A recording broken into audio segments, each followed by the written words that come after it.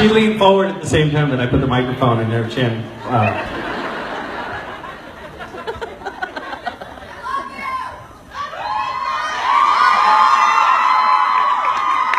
So many choices.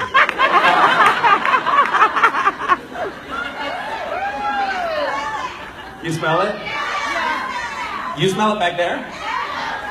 Yeah. Legitimately? That's 3 rows back. It's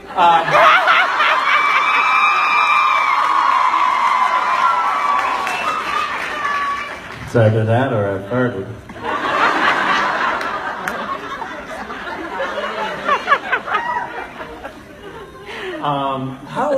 How is everybody doing? You having a good weekend so far? Yeah.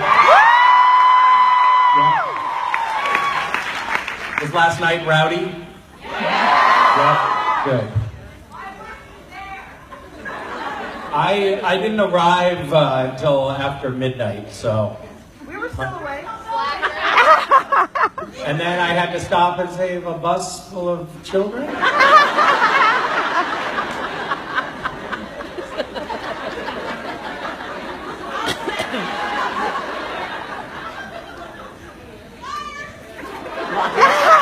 Did you say liar or fire? It's against the law, by the way, to yell fire in a crowded theater. It is. Maybe stay away from all words that rhyme with fire, too.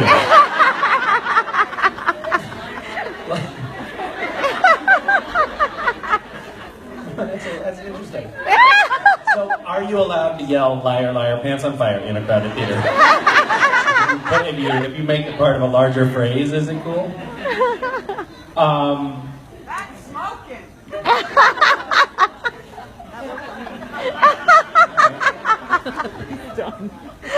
Hi.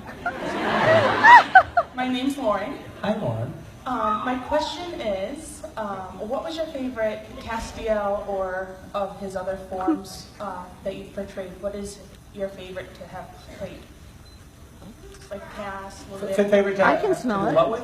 like Castiel, Leviathan Cass, Lucifer Cass. Like, what's your favorite to have played? Steve. Yeah, this is a really rowdy crowd, isn't it? I can tell that there are troublemakers in this group. Do you like just regular Cass? Like, who's your favorite to have Which played? is my favorite cast to play? Like, just regular Cass? Or do you have a favorite? And that's a leading question. It is. I really wasn't prepared to be called.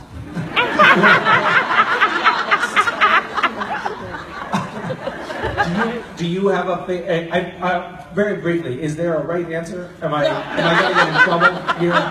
There's no wrong answer here. I had a lot of fun playing Lucifer.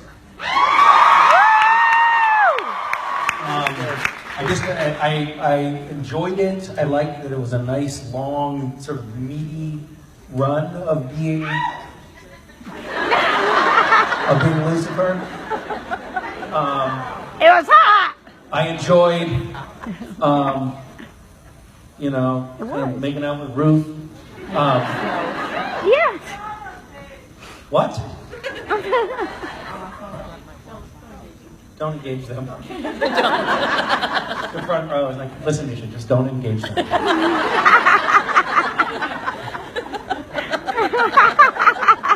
They are the enemy. We don't negotiate with terrorists.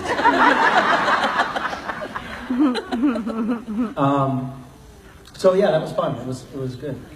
It felt I enjoyed it. And now we've got another Lucifer on the show. They really, yeah, pretty cool. That's aired, right? Yep. Okay, good. Hi, I'm Kelsey. What? Here. I'm Kelsey. I can't really see you. What?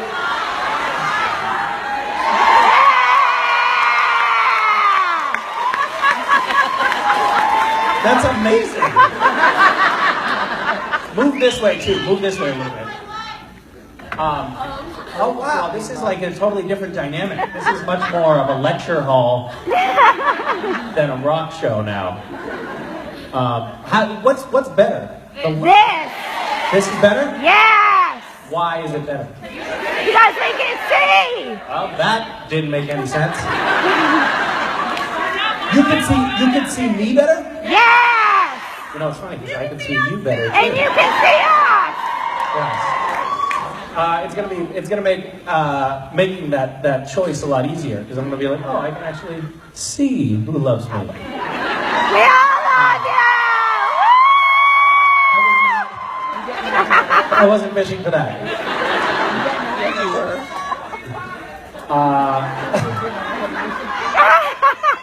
Okay, I made a mistake. I will admit that. Hi. Hi. I was Somebody's playing hard to get over there. I was wondering that What? if What? I was wondering that if Meg was still like in the show, would there be a continued love interest, or would Cass kind of just awkwardly push it away like usual?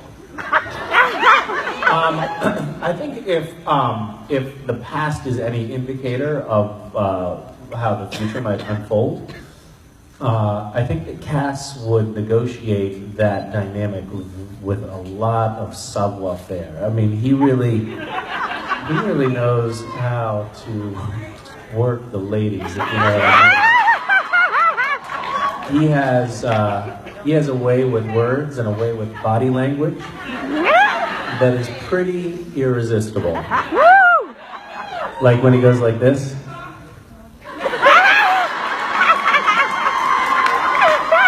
Who can resist that? So, needless to say, I think it would be incredibly steaming. Thank you.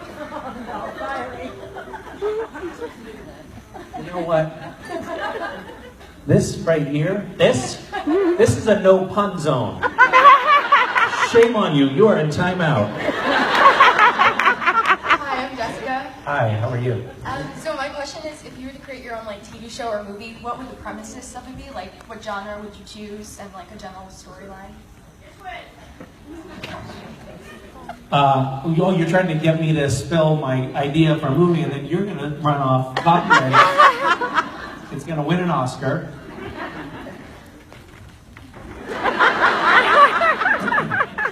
Well, that's a great question. I have some ideas. I'm kicking around some ideas. I'm actively working on one right now that would be a movie.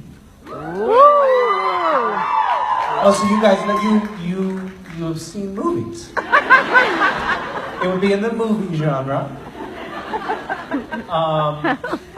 And I think it's something that would appeal to a lot of people in this crowd. It's not a horror story. It's not sci-fi, but it is good. It is about outsiders. It's about a marginalized hero. How's that? I also I occasionally get approached by people who say, "Hey, let's make Gishwas into a TV show." And I always think, I don't know how to do that. You know? How does that make a TV show? Like Survivor. Yeah.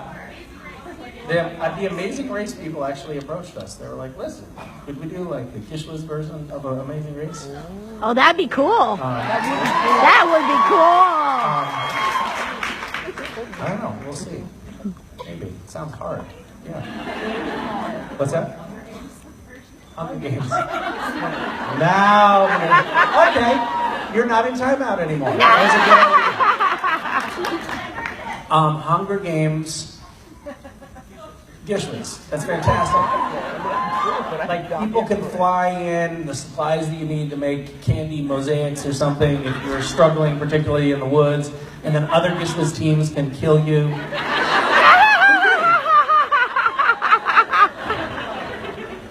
We have this game called Assassin. Did anyone ever play Assassin?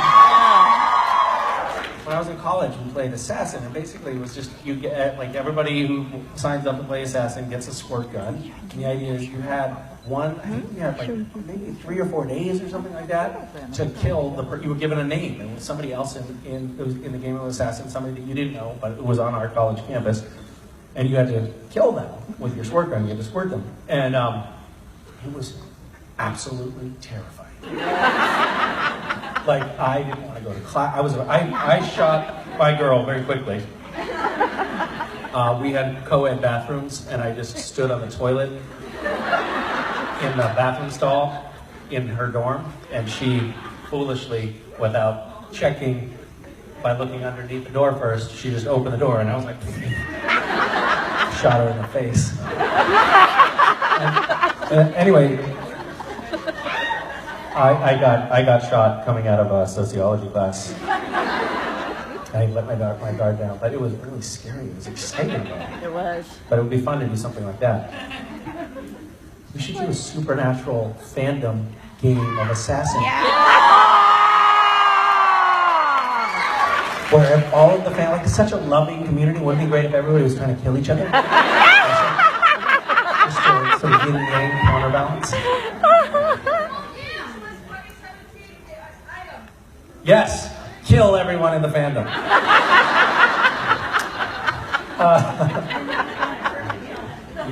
Bonus points for beheadings. Okay, this is taking a dark turn. Thank you. That was you took us to a dark place. Hi. Hi, Misha. How are you? Good, how are you? Good, thank you. This is my first convention, so I'm really excited to be here. How's it going so far? Really well. Really? I Is love it what you expected? Yeah, absolutely. It is what you expected. Yes.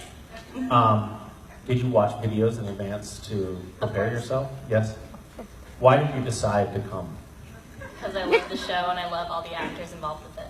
Good answer. Give her a cookie, please. How long did you think about coming to a convention? Ever since I started watching the show, When was that? a few years ago. Okay. Great. So my question is, in Girls, Girls, Girls, we saw a glimpse of Dean's dating profile, and I was wondering what Castiel's profile would look like if he made one all on his own.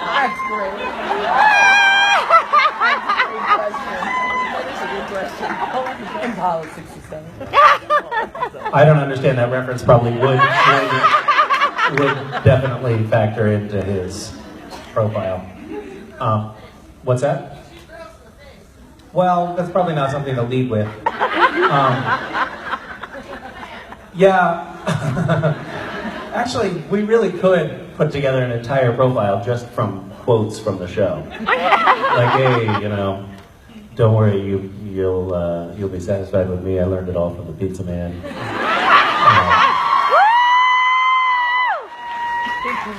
And take your time when you're ready. I'll just wait here. Then.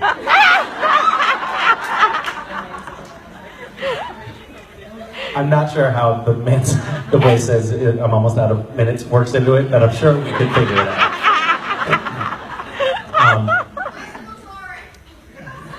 So now you're confusing me with Castiel, which is awkward for me. Speaking of which, I have long toyed with online dating profiles or strange profiles in general for some reason.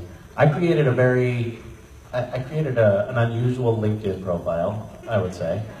I also created a dating profile. So in Los Angeles, we have this puma.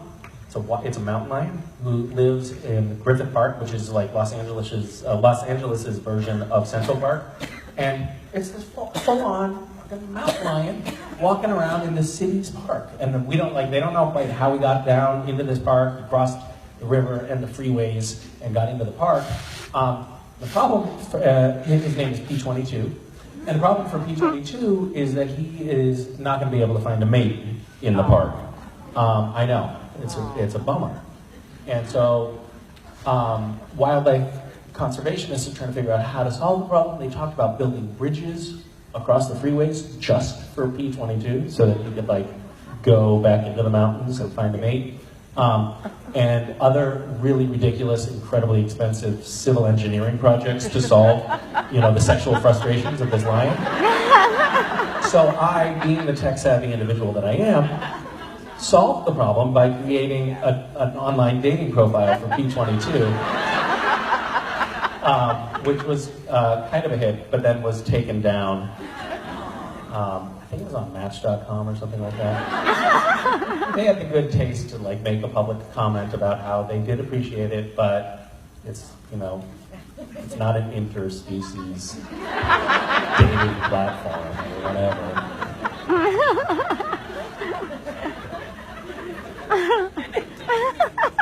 My neighbor has a security camera on our street that captured the mountain lion walking down our street, like 2 doors down at night. And this thing is this tall. It's a real mountain lion. I mean, doesn't that sound sexy to you? I think I crossed the line. Thank you. Hey, I have a question for you.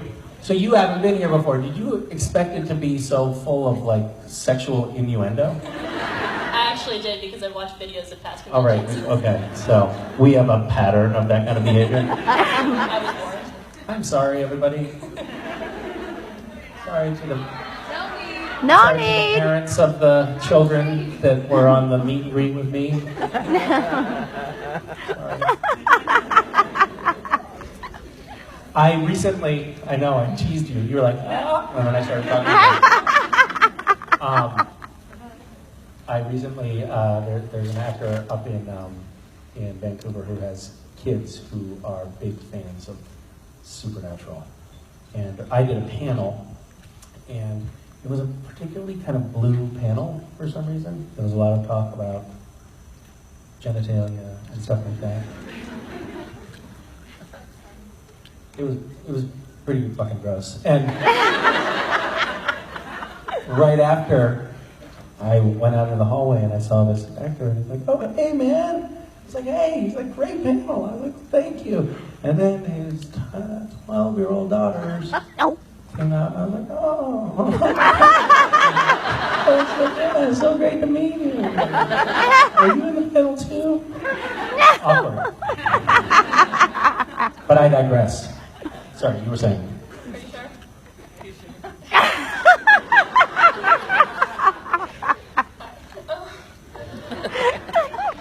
My speaking of sexual innuendo, for some reason we were down towards Seattle, and we recently wound up at a bikini coffee shop. So, do you know about these? It's fantastic. So they basically have coffee shops, and you can drive through, or you can come in and get your morning coffee or whatever. And They wear bikinis. they're wearing, they call it bikinis, and basically they're wearing underwear. And it's great because it's like Okay. on the way to work, you sort of stop off at a strip club. And you can be totally like, "Oh, what? No, fuck, it was just on the way, I'm getting coffee." No big deal. So, anyway, Honda Odyssey minivan, packed full of kids. My son West and his 5-year-old friend Atticus are sitting back there, and pull up. They're going to get hot chocolate with whipped cream.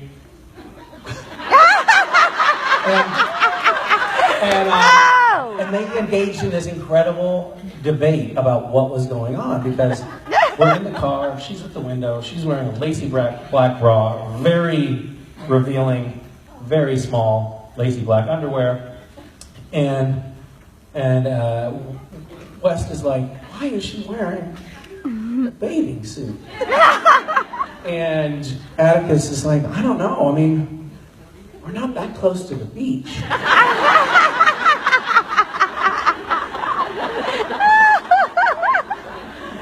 And West is like, "Yeah, and it's pretty cold out." And then West finally said, "You know what? I think she's just showing off." That was amazing. But anyway, you were saying. If Castiel were to walk into a pet shop, what animal would he go to see first? Unicorn. No, Cass would definitely get a pony. I for some reason, I think it was the second convention that I was ever at. It was in Australia, and I had done, There's a unicorn. I did my first panel. It was in New Jersey. That was 400 conventions ago.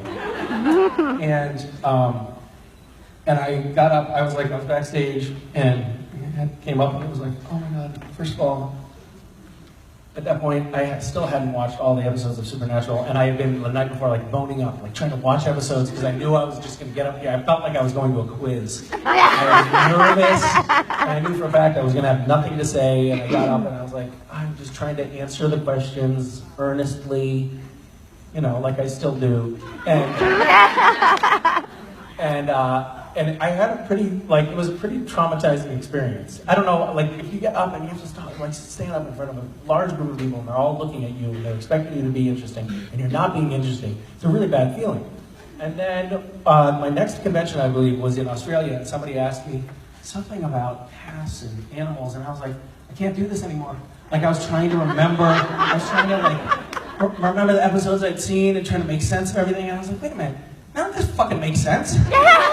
I don't have to pretend I know what's going on. And then I just made up this weird story about Castiel and his team of magical ponies that helped facilitate all of his transactions. And it was like this seminal, liberating moment for me. I realized I can do whatever I want and get away with it. So the pony still had, it holds a special place in my heart.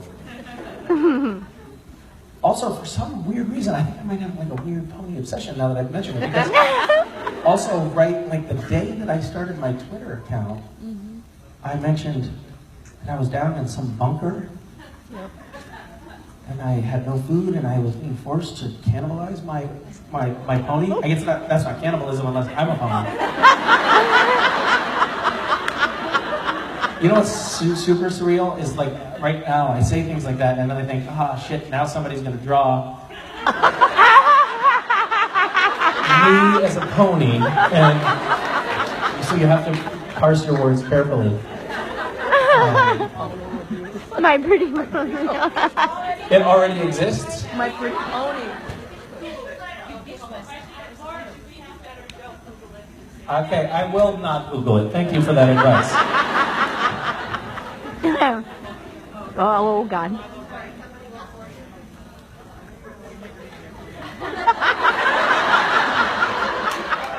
Oh, I see. The wings are on my butt. Okay.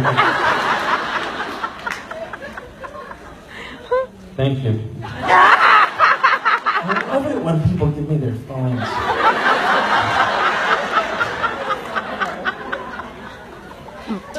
Shit, I don't know how to use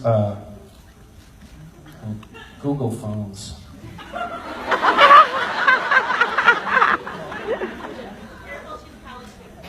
Oh, she's a college student? So don't go into her Snapchat? How do I get into Snapchat?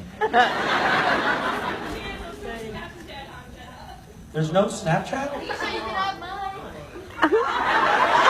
And you call yourself a college student? Shame on you.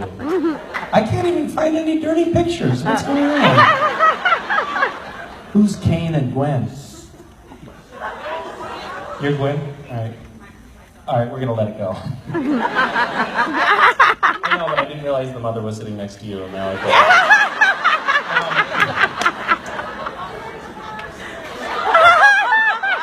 The mothers are always worse. Okay, did we satisfy you? Great. Hi. Hi, nice to meet you. Nice to meet you as well. How are you? Very good. Okay, my question is, what was the process like for you preparing to play Lucifer, the Castiel version, or the Lucifer version of Castiel? Don't complicate things unnecessarily. We know what you're talking about.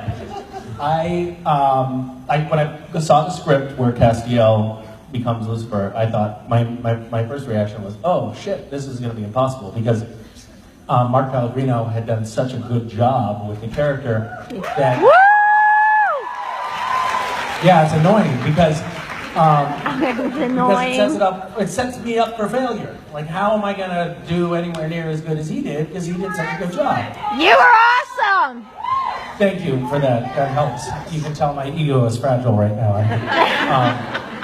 By the way, I just polished these shoes, and they are covered with fire extinguisher spray. We can smell You you. can smell it? Yeah. It is very pungent. Yeah. There's a lot of. He started a fire.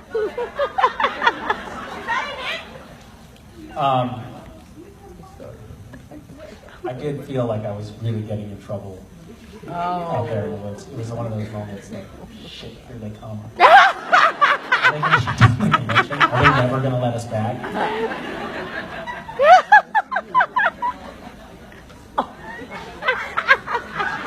And the hotel staff did look at me like, what the fuck are you doing? Starting a fire in the woods. And I explained, Jim made me. Right, Jim? He took him out in the woods and started He's not here? a fire. What I'm saying is I know Parsippany firemen. Oh. Are you talking to the police right now, Jim?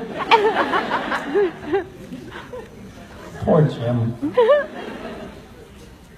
But I was saying, so I went, Mark Pellegrino was up shooting at that point, and I actually called him and I was like, hey, this is a little weird, but would you help me cheat?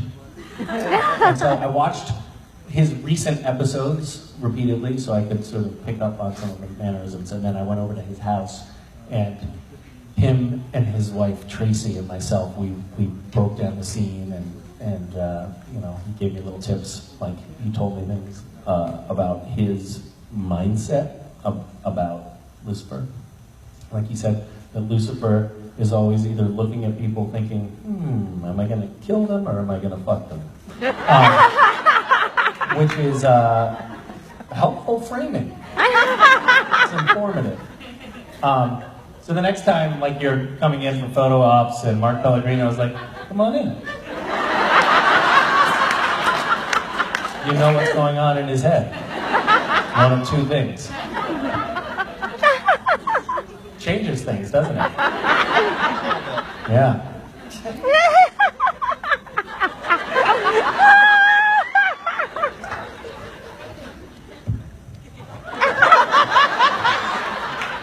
Hi. Hi, my name is Julia. Hi, Julia. Hi. You have a ribbon on. Did you win something? I'm celebrating my sweet 16. Oh my God. How many of you are not 18 years old? I'm not 18 years old. I'm not 18. He meant not 18. We're not 18. We're not 18. He means young girls. Semantics. I'm not. Wish you had told me that before we started this meeting. Hi. Hi.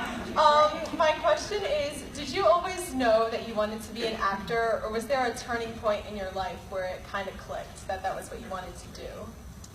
No, I did not always know. In fact, let me tell you my entire life story.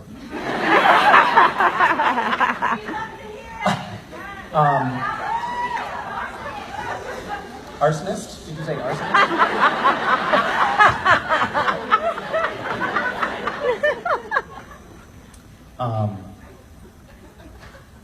We did, as children, there were a lot of other kids at school who were not allowed to play with me and my brother. We did start a lot of fires.